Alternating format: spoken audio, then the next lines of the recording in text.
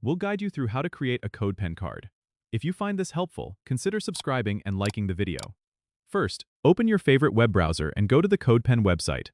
If you don't have an account yet, you'll need to sign up by clicking the Sign Up button in the top right corner and following the prompts to create your account.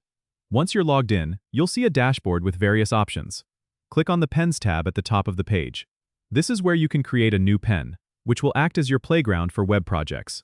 To create a CodePen card, click on the Create New Pen button. This will open up the editor with 3 panels for HTML, CSS, and JavaScript.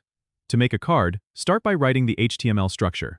You might want to use a div with a class, say card, and inside it, add elements like an h1 for the title, a p for description, and an imago tag if you want an image. Once your HTML is set up, switch to the CSS panel to style your card. You can set the width, height, background color, and use CSS Flexbox or Grid for layout. Add some padding and margins to make it look neat. If you want to add interactivity, like a hover effect or a button click, use the JavaScript panel to write your scripts.